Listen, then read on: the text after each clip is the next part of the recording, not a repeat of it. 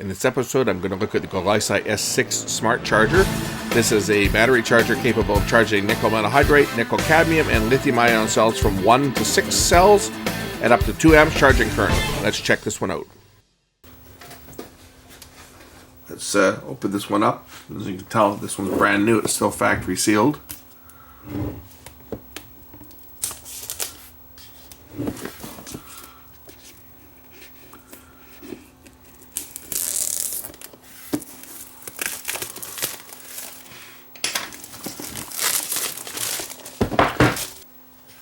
Looks like they've even got a code on here where you can check it to see whether it's a real unit or not. Scratch the barcode and probably go online and check it so you can tell if you've got a real or a counterfeit product, which is what a lot of companies are now doing. Here's the charger.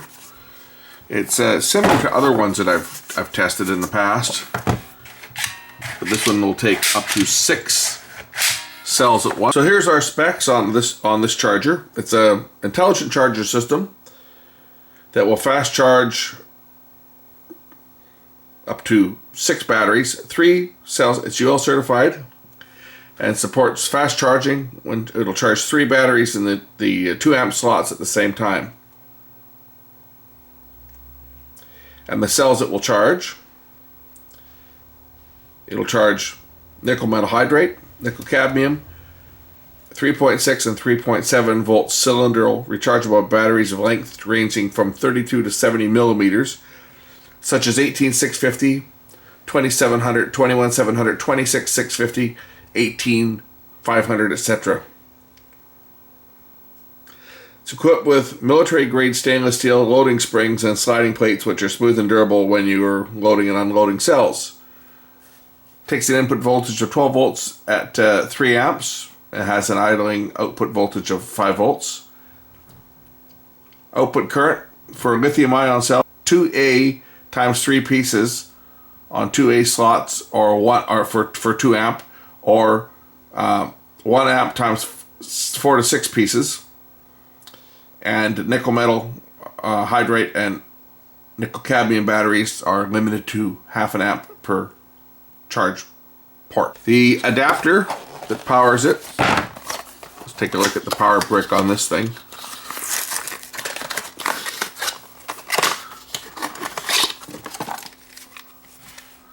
Just a standard 100 to 240 volt adapter. It's got an output of 12 volts at 3 amps. So just a standard switching type power supply. Let's plug it in and see what it does.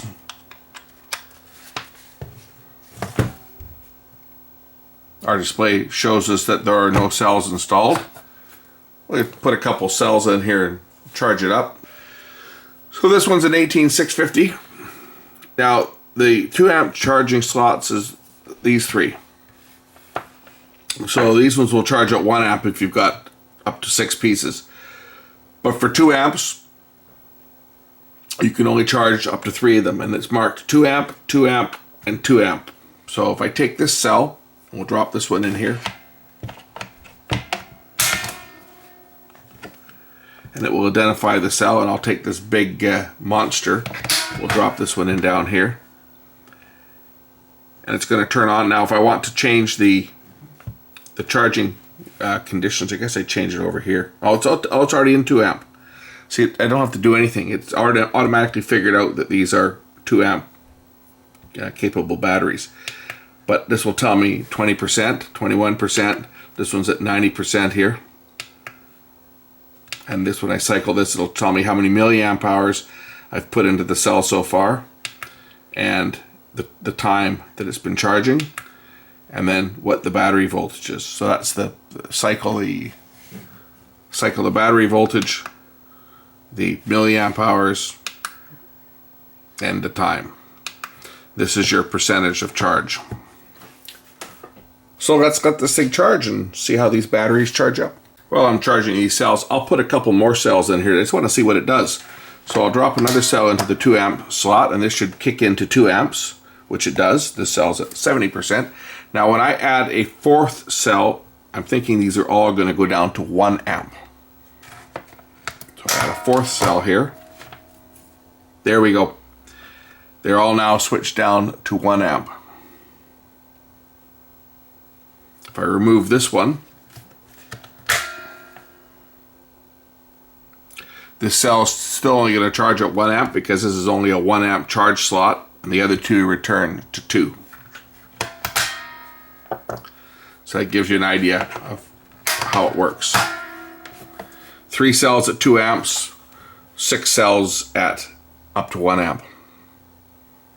And of course I could mix other types of batteries in here, I'm sure too. I can find my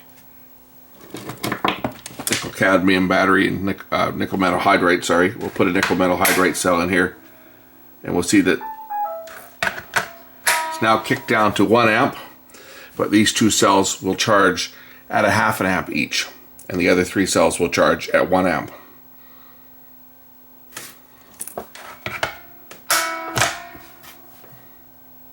Now I've got 6 cells, 3 18650s, 2 AA nickel metal hydride, and a 26650. We're charging at 1 amp for the 3 lithium ion, 0.5 amp for the 2 nickel metal hydride, and 1 amp for the other lithium ion cell. So as you can see, one of the cells now has reached full charge in 18 minutes. It took to fully charge this nickel metal hydride. This battery here is at 95%. It's been going for 26 minutes, 98%, 96%. These have been going for about the same amount of time. So we're getting there.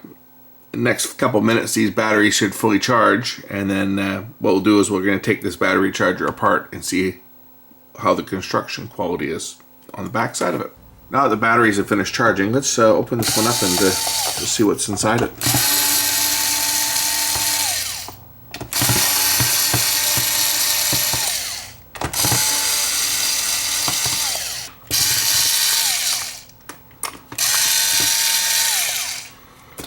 Okay, so here's the charge board. Got a series of high tension springs here to hold the batteries in place, and then these are the charge contacts. I should be able to lift out the board here without much of an effort so that we can see the charge circuits on the other side.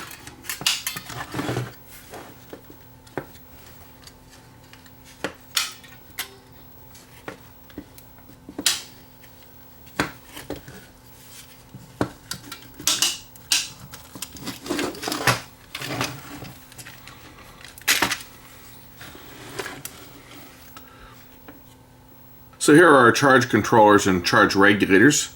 These are going to be the 3 that are used for the 2 amp charging. And then these other ones here for the 0.5 and 1 amp chargers. We've got our main charge controller and IC here.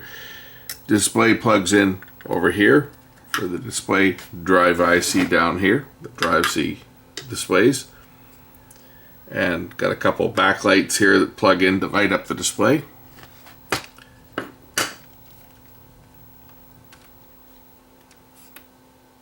Here's our switch to change modes. You can see the inductors here for the charge regulators. We've got 3 large inductors for the 2 amp charging circuits, 3 smaller inductors for the 1 amp charging circuits. Our inductors here they're all glued down to the board so that they're held in place.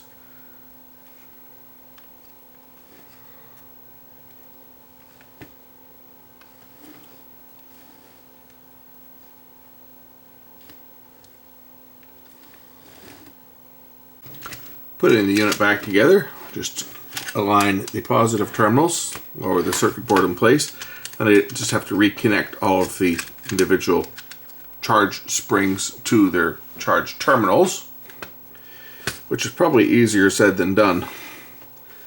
But each of the charge terminals lines up with its own separate slot.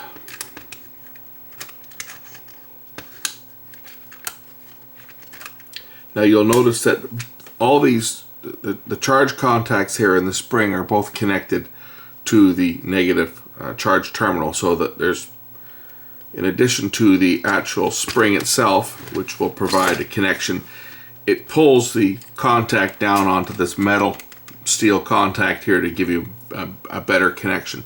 But both of them are electrically charged.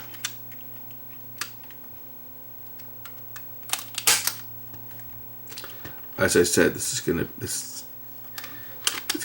easier. It looks easier than it is. He's got to hook the springs up here to each one of these terminals now that I've taken them out. Okay, after a bit of work, I got all the springs reset. Tuck all the wires back in, and we'll put this one back together. Note that on this one, the springs are not supported by plastic tabs, as in some other chargers I've seen where the springs have actually been anchored to plastic tabs that could break. These ones are actually soldered right down to the board. So it seems to be relatively well built. We'll put the bottom cover on it now, and put this one back together. Dump all the screws out, make it easier to set the base on. We'll put the unit back together and call this one complete.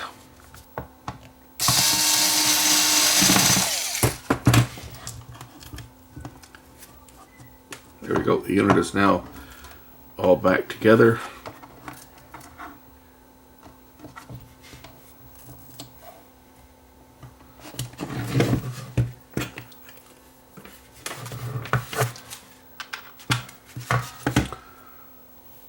There you go, done. Even if I want to charge one of these cells that are still bundled, all I have to do is identify the positive and negative, and I can say drop this cell in to this charger bay like that. Let one side charge up, and then when this side's charged, turn it around and charge the other one. Anyway, that's it. Thanks for watching. We'll catch you in the next one real soon. Bye for now.